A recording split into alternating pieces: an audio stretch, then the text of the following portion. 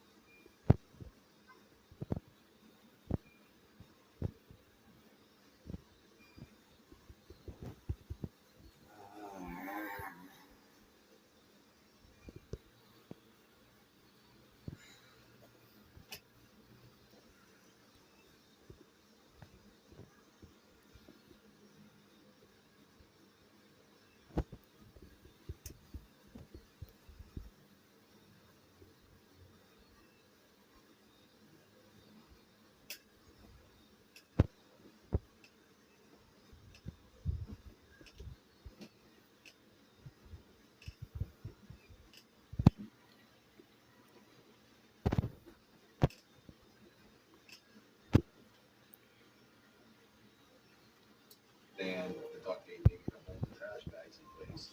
But I don't understand why there's trash bags, and I really don't understand why there's such a length of chain that's just dangling there.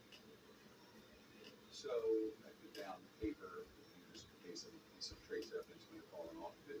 I put the chain out onto that. And I started taking just a wet rag and wiping pieces of the lengths of chain. So as I'm cleaning the chain, I started noticing a stamp on each of the links of the chain that was an M4. And as I kept cleaning, I kept seeing the same stamp. I didn't find any pieces of trace evidence on it, so the stamp is now what we have to go with. So we asked detectives as part of assignments to research the chain. They were able to determine who the manufacturer was and where those chains were distributed. Those chains were actually distributed to Lowe's, Home Depot, Tractor Supply, and Dover Hardware in the Dover area. And one of our detectives was able to confirm with the Lowe's hardware store in Dover, Delaware, which is very close to where Kimberly lived, that the day that she was reported missing, someone purchased 14 or 15 feet of chain, 16 quick links, and some duct tape, and 2 zip plugs. Kimberly Holton was last seen by her mom on September 29th at 9 p.m.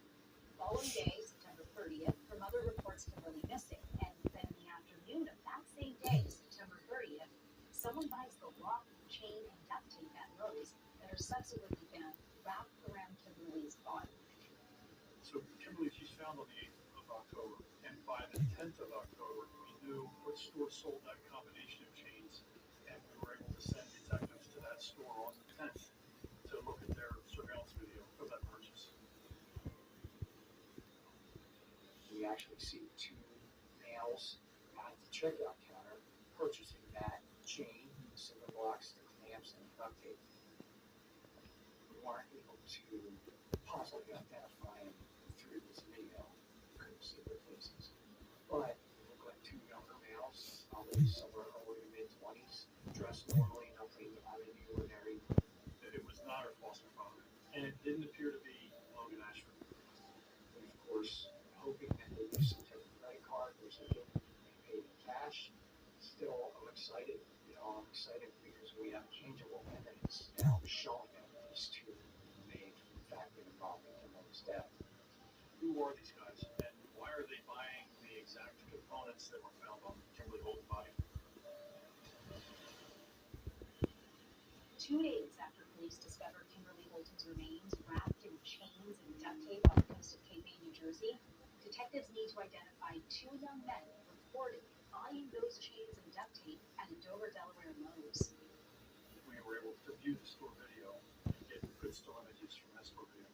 About a week after we had the photograph and been attempting to try to identify these people, we made a decision to release that surveillance video to the public. The problem with this method for police is that you're going to get dozens, if not hundreds, of false leads. Some are well-intentioned, people calling in and they've misidentified somebody. In other cases, it's people just looking to maybe cash in on a possible reward or just create mischief for that matter. Either way, it's going to eat up a lot of their bandwidth. So we begin to receive a lot of tips and information. Initially, none of them are really viable or panning out. But then we receive a call from a young man who says that I'm one of the people in this video. So Caleb Fenton says, I don't know what you're looking for, but that's me in the video. And he agrees to come in and talk to the detectives. As soon as I see him, I'm like, this is the guy that was one of the people at the Lowe's home improvement store. So we know that he's being honest, that he was in that video. He is visibly shaking, breathing heavy. So Caleb tells us that he receives a phone call from a gentleman by the name of Jacob Jones, who's a friend of his. And Jacob asks him to help him buy some chains, cinder blocks, duct tape, and these clamps to make equipment in the backyard to use for working out, lifting weights. So the chain is used for lifting weights. Don't you make yourself blow off this picture? No, it did not expect me as odd whatsoever. All I know is what he's told me. He provided a scenario where they broke the blocks up at his house to create homemade workout equipment, where they were going to use a broomstick and suspend cinder blocks from chains on each side of the broomstick to create a weight bar with weights on it. They broke the blocks up at his house, and it didn't work. They weren't able to break the blocks up the right way, and then Jacob Jones left with the chain and the links. There was no conversation that came out where it had anything with it being used for something criminal or anything like that. So while we still have Caleb in custody, we sent detectives to his residence to try and verify his story that he's giving us. If you break a cinder block apart, there should be some remnants on the ground where it was done. The detectives go out there and there was none of that. They find no indication of anything remotely related to what we were looking for. So we knew that Caleb's story was not truthful. We confront him with that information, and he knows that we know he's lying, but then he gives us the information that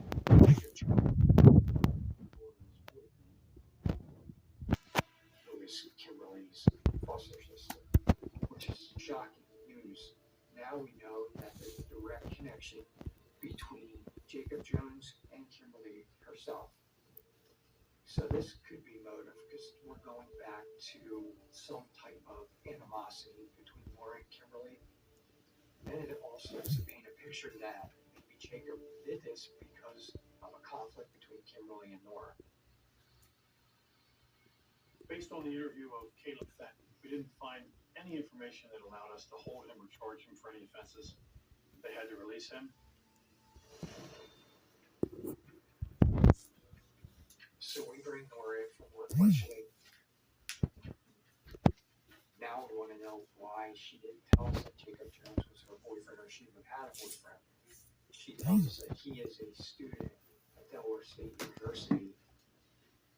We show her pictures of the video at the Lowe's store, and she is trying to tell us, well, I don't know if that's really him or not. I mean, what do you think that those videos, those pictures have to do with anything? What we need to find out is what you know about Jacob being there that day. Now, why would you be at Lowe's buying those things? He didn't tell me he was there. I don't know. What happened to Kim? I don't know. I swear to God, I don't know what happened to him. I don't know what Jacob had anything to do with it. I don't know nothing about it. All I know is that you can really see it. I let it.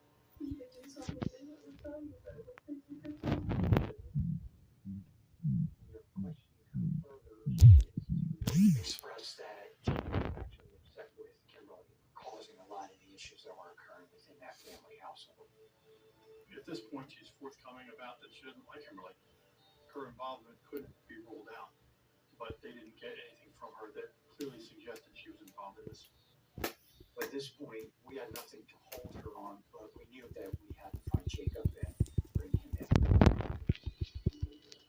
Knew Like chip he was a cookies. What?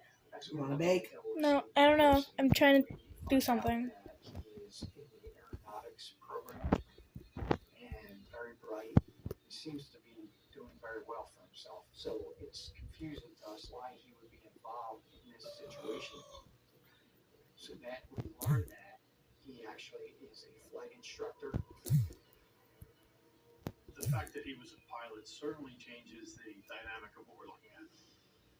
Prior to that, we were looking at people that possibly had a boat.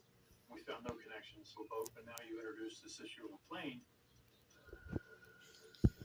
Because of his status as a flight instructor, he has access to go and rent and obtain planes for his own pleasure or teaching lessons.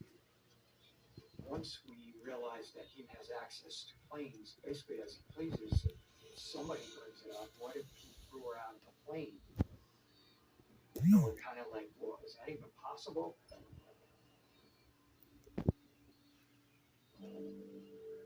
As amazing as it was to me to hear, it all made perfect sense to me. Post-mortem, we have a basal skull fracture, most likely from a high altitude. And we're thinking it's starting to make a little more sense now. If Kimberly was killed, thrown out of a plane over the ocean, and that's what caused that fracture, as crazy as it sounds, it's starting to kind of make sense.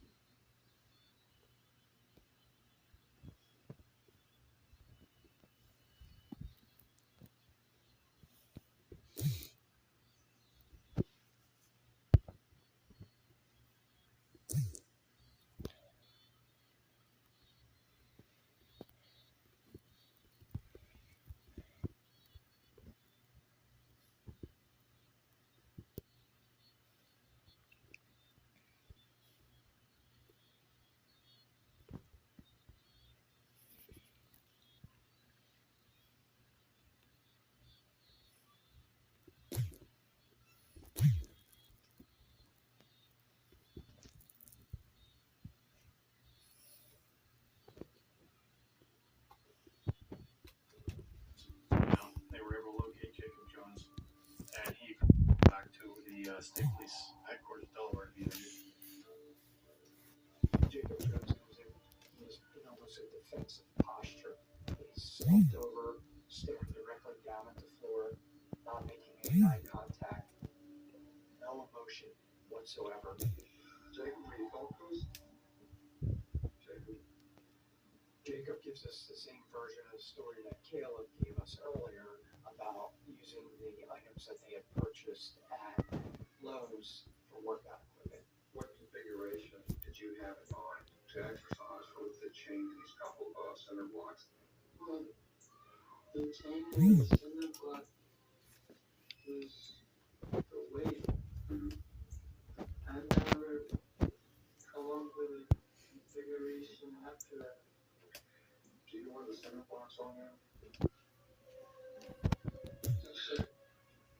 I have honestly no idea how that chain got around her ankles. We asked him about his relationship with Kimberly, his relationship with Nora, and he knows that he can't answer these questions without implicating himself in this crime. I wasn't placed under arrest. You're not placed under arrest. Now, hold on. No, you're being detained right now. There have been no charges filed. Like, you're not under arrest. We're just trying to have a conversation here. Jacob, we're trying to help you out here. What we need is you to still cooperate with us, okay? I want to cooperate, but I want to have counsel present. He terminated the interview by asking for legal counsel. At this point in the investigation, we don't have enough to hold Jacob Jones. We don't have enough to charge him. So, unfortunately, we have to let him go, and it's very, very frustrating. In answer to our question as to how did Kimberly end up in the water. Certainly Jacob Jones is a prime suspect now. We were looking at people that possibly had a boat. We then focused our attention on him and his use of airplanes. We go to the airport, and we spoke to his supervisor, who explained that over the past several weeks, Jacob's demeanor had changed. He normally was very particular, on time, methodical, in everything that he did. Well, all of a sudden, he stopped showing up for work. When he was there, he was very agitated, distracted, which is indicative of somebody that has something going on in their personal lives that's distracting them from what they're doing. We begin to look into his flight records, and we find that on the night that Kimberly was reported missing, at approximately 11 p.m., Jacob signs out a plane from the airport. It was one of those small engine Cessna type planes where the sliding door opens, and takes off from that airport and returns back maybe 1 or 2 in the morning. That's during the time period when Kimberly was reported missing. So from there, we begin to try and paint a picture of where that plane actually went. We had contacted the local airport, the Air Force, trying to see if that plane was captured on radar somewhere. Several of the detectives made contact with a Air Force base out west and are able to determine that Jacob Jones's plane was captured on radar. It takes off from the airport going nowhere. It flies over the Atlantic Ocean, does several circles in the Atlantic Ocean, and then returns back to the airport and lands. So once we learned that, we had asked the Coast Guard to give us patterns of colors. We took the area where radar showed that he was circled in the plane several times. If the body were dropped into the ocean from the plane, the body would have been taken by the current and would have been located where it was found 3.3 miles off the coast of Cape May. In my mind, I knew that this is how this happened. The injury to the back of her skull absolutely was being dropped out of an airplane. Also, the fact that they had bought not only the chains, the duct tape, but they bought these cinder blocks. Now I know the cinder blocks were probably attached to the chains, so the body would sink to the bottom. We presented all these facts to the district attorney's office, and they authorized charges for murder against Jacob Jones. So we're going to arrest him on these charges. And then we receive a call from the Delaware troopers that were dispatched to Jacob Jones's house. Jacob committed suicide inside the house. I don't even remember what I said. I think I was in shock. I couldn't believe it. So we go there. Jacob was in his room deceased. And Jacob's parents tell us that he had admitted to killing Kimberly, that he was in fact the person on that video surveillance buying those items, and he bought those items with the intention of killing Kimberly. Even with this confession prefacing his suicide, police can't independently corroborate that confession. And that's in large part because they have no idea what the possible motive could have been. They have no idea why he wanted to murder Kimberly Holt. Jacob told his parents that there were several issues that Kimberly was causing between himself and Nora. But whatever the final actual motive is, they don't know. He goes in his room. The parents are kind of in shock. A short time later, they hear a gunshot. Go into the room and find that Jacob committed suicide. Rather than go to jail, Jacob Jones took his own life. But even if Jacob Jones was responsible for killing Kimberly and throwing her body from a plane, there's another question detectives need to solve. Could he have pulled off this crime alone? Jacob was a big guy, maybe medium height, 140 pounds, so he wasn't a large statured person. To lift and carry basically a full-grown person wrapped in chains would take some strength. Fortunately, we were lucky in some ways because Jacob did tell his parents some very important information. He admits that he had to help in killing Kimberly Holden. We need to identify who this person is. Jacob told his parents that he had an accomplice, a friend of his by the name of Michael Kaiser.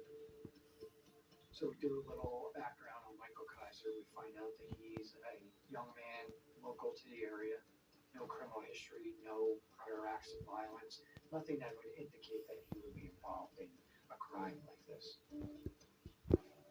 We didn't know at that point where Michael Kaiser was, so we had Jacob Jones' father put a call into Michael and give him the news that Jacob had committed suicide and that he had left a suicide note implicating Michael as being involved, assisting with the murder of Kimberly Holt. Michael comes into the station. He's very nervous, shaking, just scared to death, basically. We begin to question him about his role. We put a shotgun under his chin last night. Okay? I shot himself. Jake told his mom she was assistant killed his brother. Guess he'll stay with her too. He admits that he received a call from Jacob Jones. Jacob asked him to meet him, and they were going to pick up Kimberly at the mobile home park. Then they went to a motel not far from there, which is typically used by college kids to party. They rented a room. Michael Kaiser indicated that they both had sex with Kimberly. I always thought that there was some type of sexual act that happened, whether it was a forced sexual assault or consensual. Unfortunately, we'll never have that confirmed by the forensics part of the investigation. At some point, Kimberly says that she has to use the restroom. She goes into the bathroom, and then Jacob tells Michael that he wants to kill her and he needs his help. I didn't think there was anything wrong. Jacob wanted to kill her. How to her close to the body. I told him it was nice. Jacob Jones wanted to kill Kimberly because of the turmoil she was causing to his girlfriend. I didn't want to start it. She told me basically that I was going to do children. He says that Jacob threatens to kill him as well, so then all of a sudden he decides to agree to help him.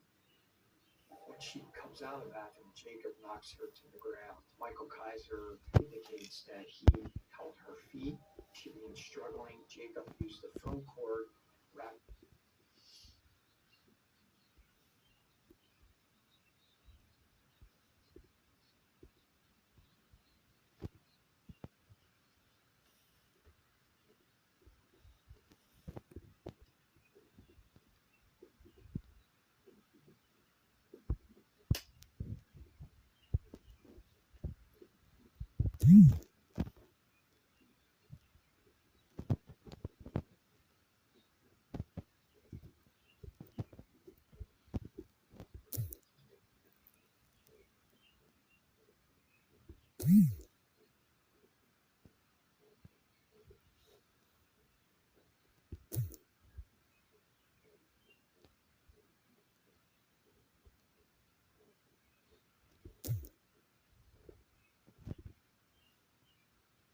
Jacob went to the airport. He rented a plane around 11 p.m., took the plane out over the ocean, discarded the body, and landed back between 1 and 2 a.m. Michael Kaiser is adamant that he wasn't involved in that part of it, but I really think that he probably was involved in loading the body into the plane and maybe even on the plane discarding it. Michael Kaiser's admission and statement to us help put all the evidence and pieces together as to what happened to Kimberly and how the body was discarded. What we believe happened was Kimberly was bound with the duct tape, the chains over top of the duct tape. The chains were looped through the cinder blocks and then clamped back together, holding the cinder blocks onto the chain. And when the body was dumped out, what Jacob Jones believed would happen was the cinder blocks would cause her to sink to the bottom of the ocean and hold the body down there. But when your body hit the water, the cinder blocks shattered upon impact. They probably ripped the bag upon impact also. And just the cinder blocks are strewn about the ocean floor about 3 miles out. Having a rock crab gnawing on her means that to us that she was definitely at the bottom for a period of time. But as part of the decomposition, your body produced gases. And when you were submerged in water and there's nowhere for these gases to release, it's just going to continue to expand inside the body until there's some type of release. I don't care if you're 3,000 feet in the water or 10 feet in the water. If the body starts filling with gases, no matter what weight it has, it's going to come floating up. The investigators in Delaware did a search of the hotel room probably 8 days later at least. So I don't know how many times that room may or may not have been cleaned. So nothing's found in it. They're trying to get to this fight. We'll never know the exact motive as to why Jacob did this. One of the theories was there was some type of sexual relationship between Kimberly and Jacob, and at some point Kimberly was going to expose that relationship to Jacob's girlfriend, so that would be a huge motive for him to keep quiet. And another theory was that also just Laura went to Jacob and wanted Jacob to help her with her and Jacob obliged. Did he ever do that? There's no majority.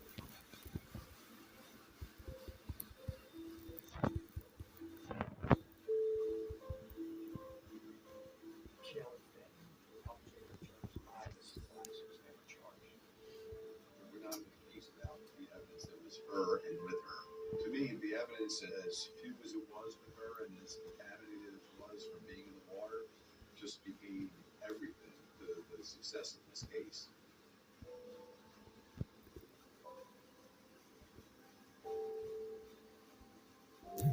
With a case like this, you have your initial feelings of seeing a victim that's just, thrown in the trash, basically, and your responsibility to speak for that victim.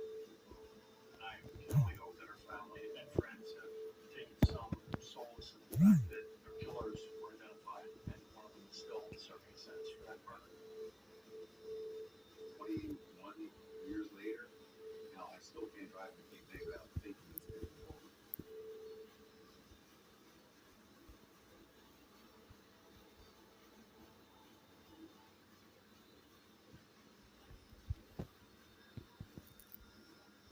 Under the service now AI platform automates everyday work.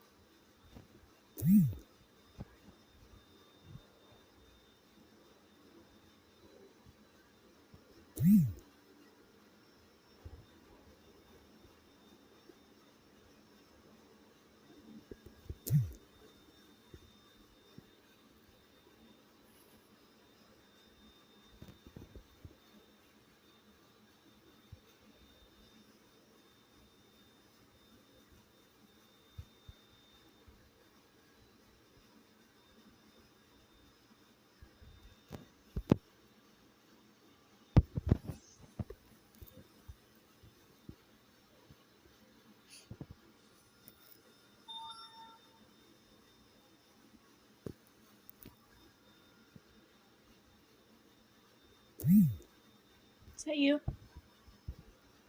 Yeah, check it out.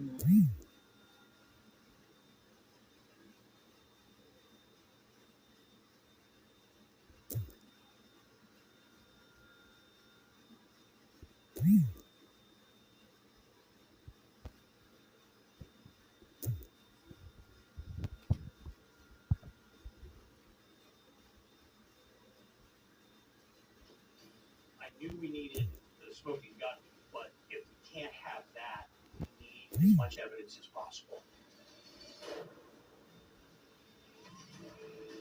On-site investigators collect evidence from a crime scene. Who's that? Jesse, he needs the car. Only by connecting those pieces back together Come can help they us. catch the killer. What? You come help us. I can't. Alright. Why? Because I'm in a tough spot and I can't leave right now. Leadville is a town about 2 Alright. hours west of Philadelphia. I'm sorry. Very small.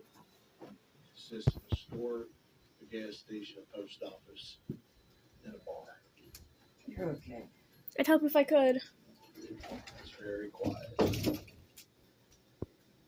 There's trees and forest all around it, so it's a very isolated area. It's a heavily Christian residential community.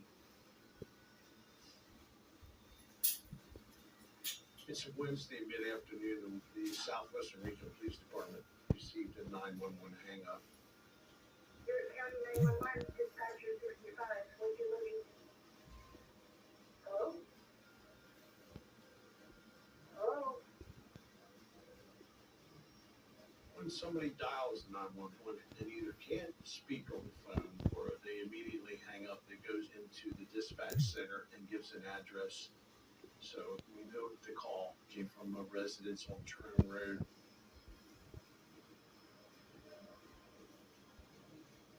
Patrol officer arrived at the scene. The door was open. The officer enters. He looks to his right and he sees a body of the female victim balled up on the floor with a large pool of blood around her head. He calls for backup immediately.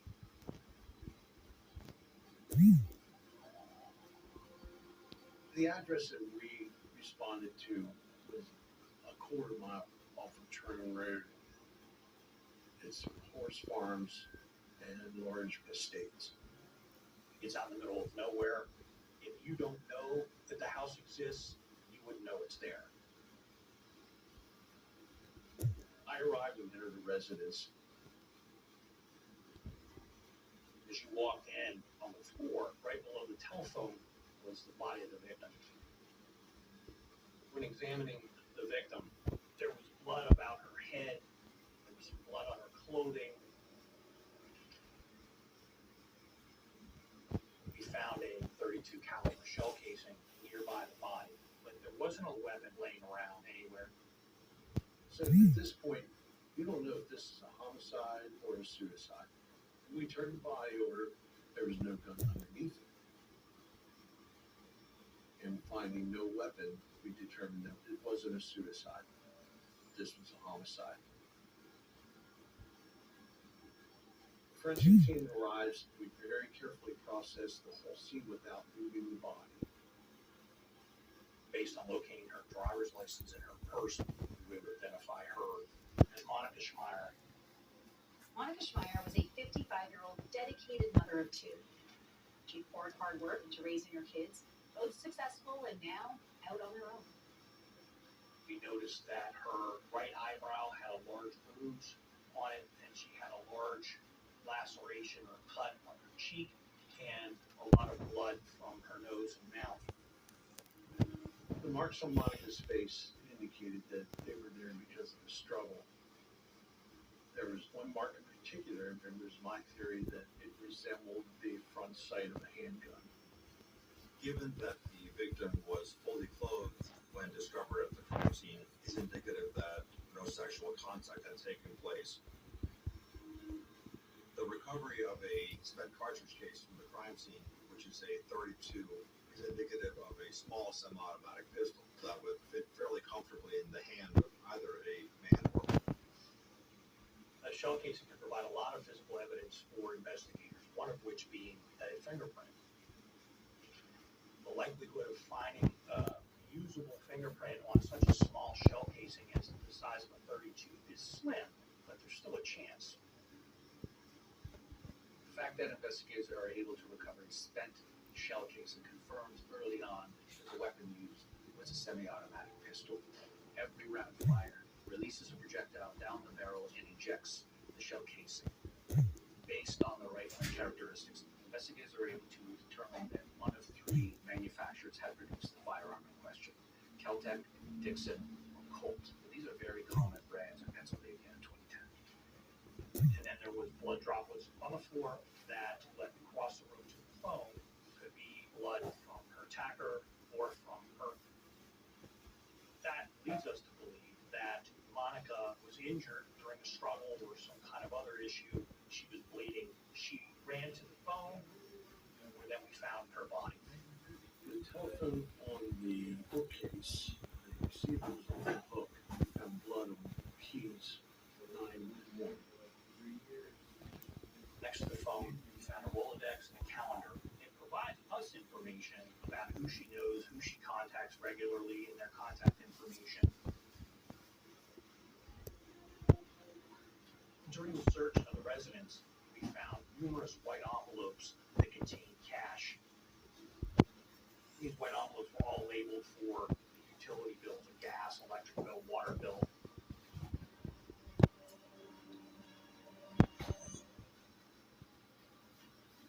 We can get a variety of different types of information off of an envelope. They are suitable for fingerprint analysis and possibly recover DNA. Cash-filled white envelopes left at the scene, apparently untouched. This raises a host of new questions. This was a robbery. Why are these items left behind? Were some of them taken, or most of them taken?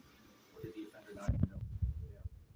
If robbery was not the motive, investigators need to broaden their theory in terms of Will's may have been incentivized to commit this murder.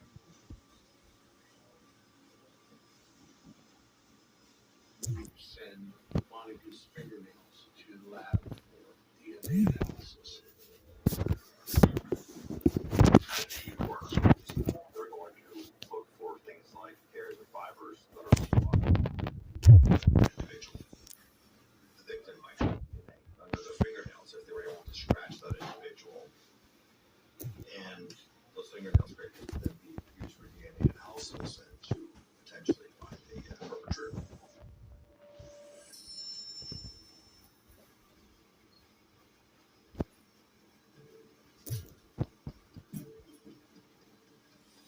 We checked the perimeter property. Is there anything to indicate rail? We also checked on the doors, windows, screens, and everything that appeared to be undisturbed. We didn't find anything around the perimeter of the house. At that point, we were theory of what may have happened. Based on the evidence from the scene, she knew her killer. Maybe somebody stopped by the house, knocked on the door, lost. It was all a big mystery. We have no forced entry to the home. This person gained entry to the house. They overcame her, pistol whipped her, caused an injury to her left cheek, and also some abrasions. There's active bleeding. Based on the blood droplets that we found on the floor, at some point she ran for the phone, dials 911, and he shoots her. Anybody in the world could be the perpetrator at this point in time. Investigators have gathered evidence, and now they have to put these pieces together to tell the story of what happened to Monica Schmeier. Crime scene evidence is all the more valuable once more is known about the victim. But at this point, investigators know very little about Monica Schmeier. We don't know who the players are, who she's involved with. Is she married? Are there marital problems? Is there a boyfriend? Is she into drugs? We don't know anything about her.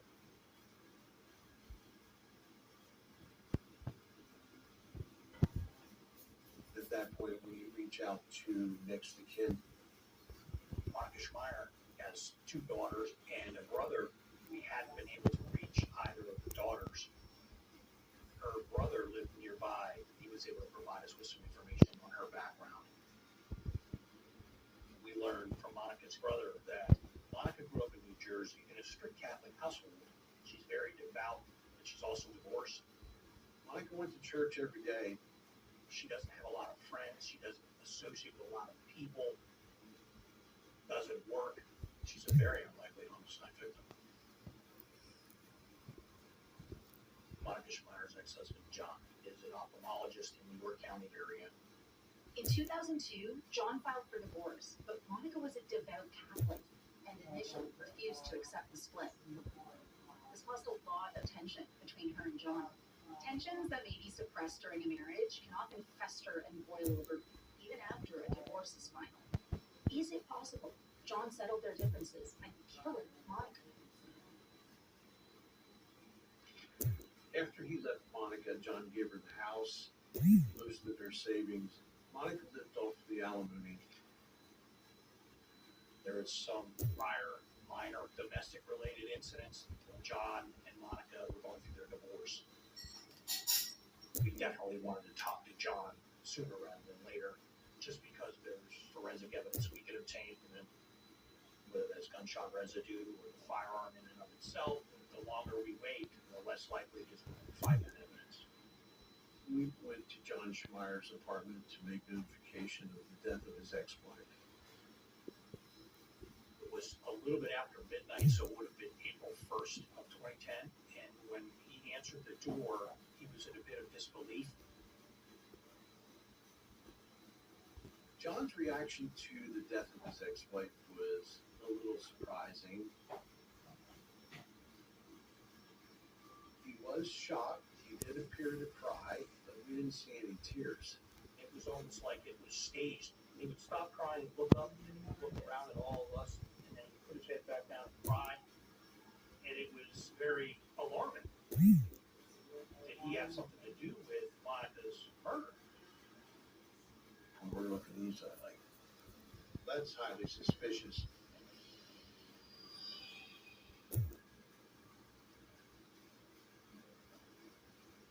We're putting Monica's estranged husband, John Schmeier, on the top of the suspect list.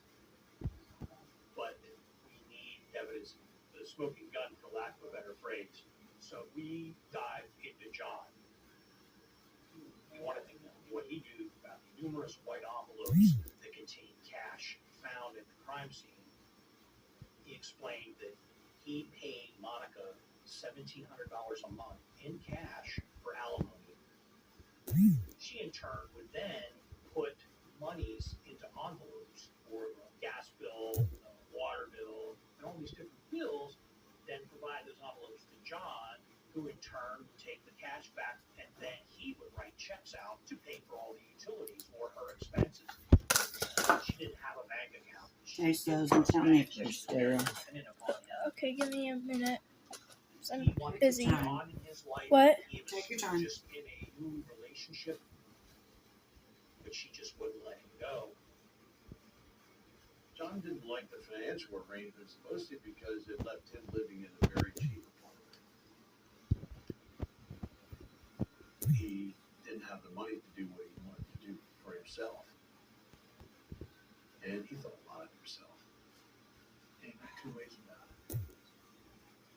We were starting to get an idea that there was possibly a motive on John's part in the homicide of his ex-wife. We knew that the weapon that was used was a .32 caliber pistol, so we inquired with him about firearms that he may own or have access to. John related that he doesn't own one, nor would he ever own one, which we verified through the Pennsylvania State Police. He let us do gunshot residue tests on his hands. He gave us his clothing, which we checked for gunshot residue.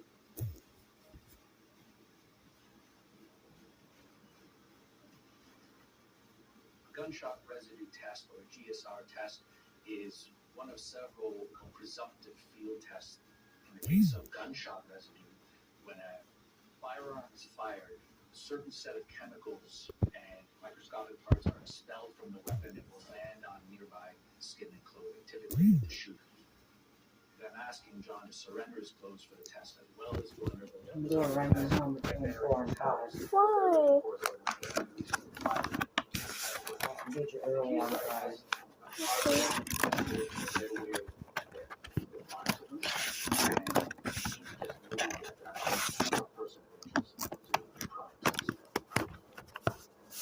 I think they're stale. Stale. I think so. John's very cooperative. Will you eat them? I will. Even busy. though he had to pay Monica Thanks for checking. he did What? everything for her still, and their divorce. He insisted that he wouldn't be involved in any kind of matter involving her death. We asked him where he was was that afternoon at the time of the homicide. And he said that he was with a woman by the name of Sarah Powell at Panera Bread. He is an avid day trader, and she wanted to make some money, so he was explaining to her how to do this. I exited the apartment and made a phone call to Sarah Powell to confirm his alibi, and I left a message for her to contact me. The next day, we searched John's car looking for a firearm or any kind of other relevant evidence, but there was nothing that associated with the homicide. The autopsy results come in, and it confirms that Monica died from a single gunshot wound to the head. It was a .32 caliber bullet. The bullet traversed from the left side of her skull to the right front, from the left occipital back here to the right front, and would have been a instantaneous death. So Monica had made the phone call prior to her being shot and was unable to articulate anything to the 911 operator because she was dead. The victim had long fingernails. If she was able to scratch her assailant while trying to defend herself, those fingernail scrapings can then be used for DNA analysis. So investigators are hopeful that there may be some biological material under Monica's nails to potentially identify her perpetrator.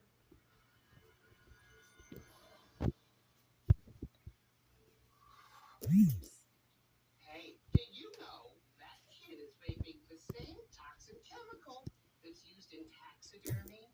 Formaldehyde.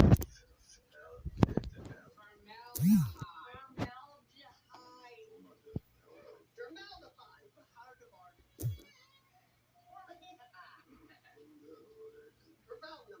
Formaldehyde.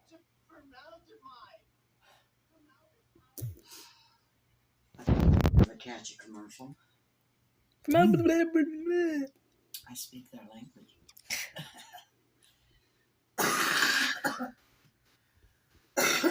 Formaldehyde's used in embalming bodies. It's a preservative. So if you vape, that's really bad. I don't. Why would I? Because your mother does. You learn what you learn at home.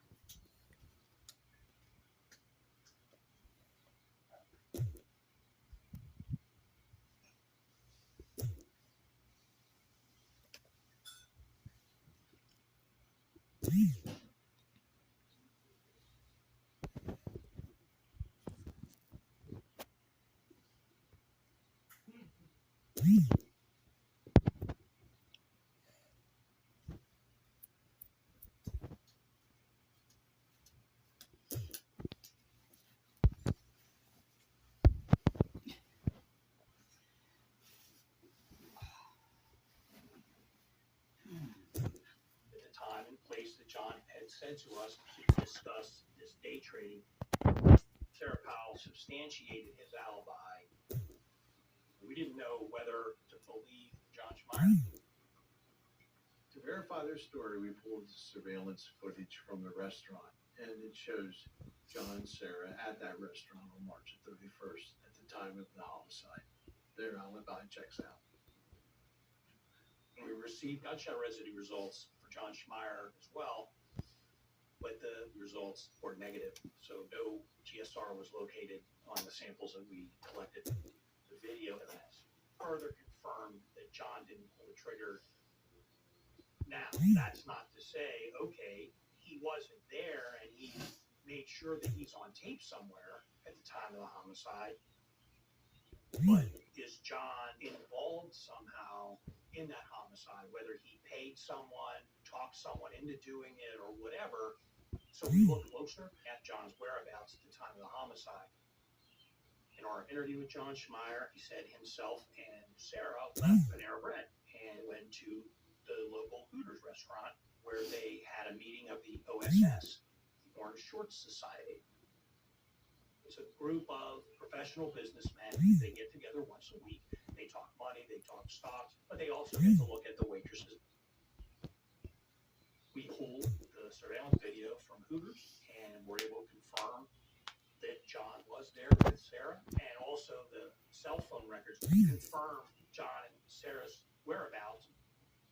So as far as where he's at on the suspect scale, he's falling lower and lower on that, which is then causing us to focus our investigation more in other directions.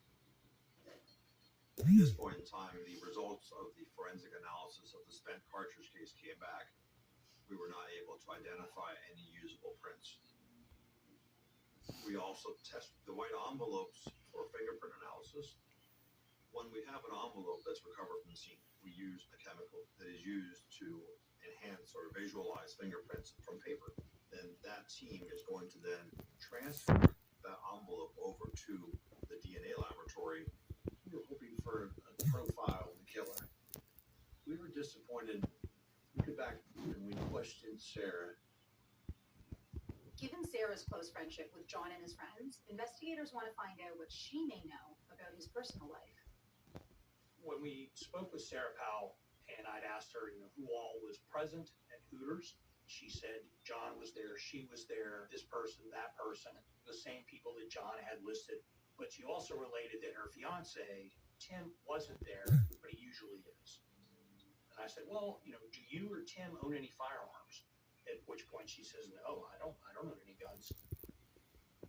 Sarah said John would complain about Monica, about how he has to take care of her, how he has to pay alimony for her, and how he has to pay her cash. Investigators were following up and went out to. They began questioning members of the staff there about this group and what did they discuss? Did they hear anything? Have they been privy to any conversations? What we learned was that John apparently had a quasi-relationship with one of the hostesses or waitresses there that involved buying gifts for her. We also learned that this waitress's ex-boyfriend was a convicted drug dealer in York County, and they have been involved in trying to get illegal prescriptions of narcotics.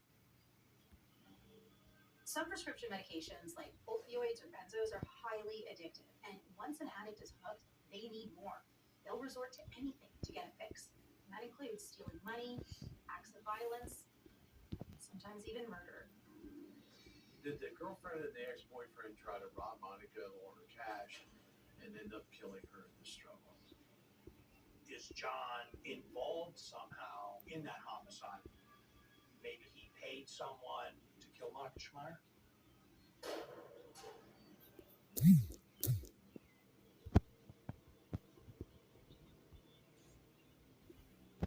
The pool of suspects just got a little bigger. Investigators consider whether the evidence gathered so far adds up to a conspiracy ordered by Monica's ex-husband, John. So they dig deeper into connections he has with his waitress girlfriend and her ex-boyfriend, the convicted drug dealer. We asked narcotics investigators to look at the waitress's convicted drug dealer ex-boyfriend, more or less as a symbol of, can we prove that John Schmeier was involved with this ex-boyfriend as a way to evoke a confession about Monica's death. It was never substantiated that he had a relationship with the ex-boyfriend. It was only ever alleged. We couldn't find a connection. There was no nexus to this. We had nothing.